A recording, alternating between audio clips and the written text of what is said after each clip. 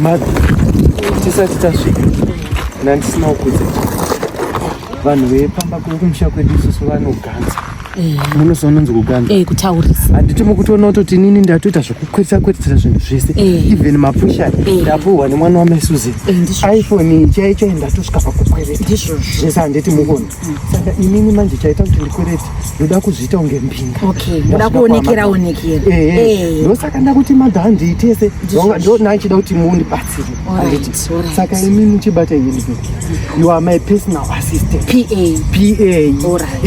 then chingokutumei muchimhanyamhanya muri mashure kuti ndisadzikisirwe levo saka ndinenge ndichingokunyaradza ndichikupa chidaidai uchingondibata uchindifena-fena saka mukusvika muchichema here hamusi kuchema zvechibharari mukuchema zvechirungu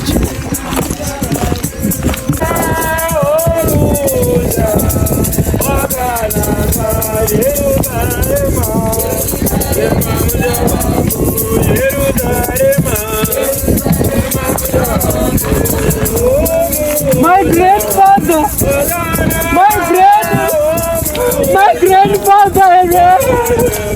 grandfather, I said my grandfather.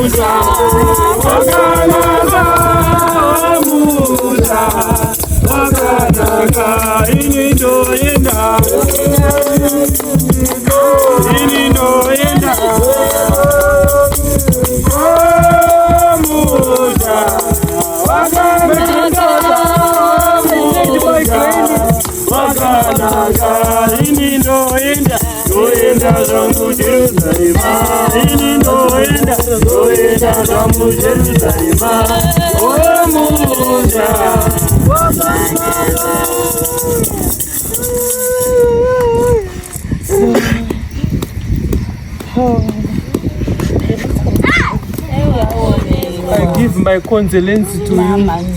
My condolences. I'm very worried about my grandfather. What's happened to her? I was in a meeting with my ministers.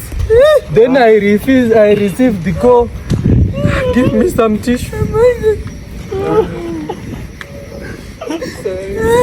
This is my personal assistant. Throw it to bag. So, zvakamira se program leo.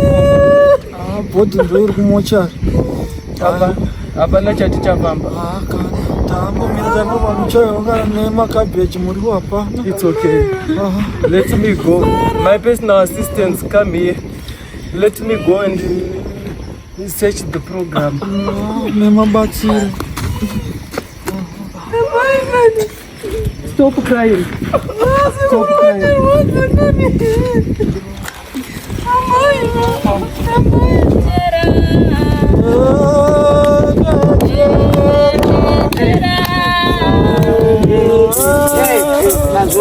Ndaona.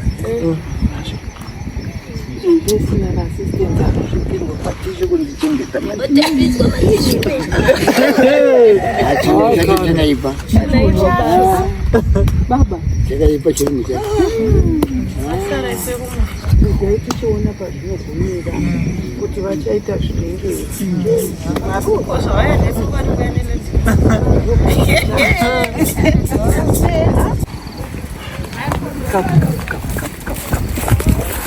nemuonairi mazonyanya ndozvipiko zvamama kuita kusvipa nemati here muchinditambidza matishu ane mati mazoexagerata it was too much sabva manyanya mukubva manyanya ndokuti vatobhilivha kuti nini ndiri mbinga handina personal assistant mukuzvinyanya kani mubva manyanya kudai kutaura tuchirungu who died for her hati murumafa akupinda pamafana kuti him not airudo Hey mabva manditswinyira. Ndambozama. Chireka kupa wanyanya. Chireka kunyanya.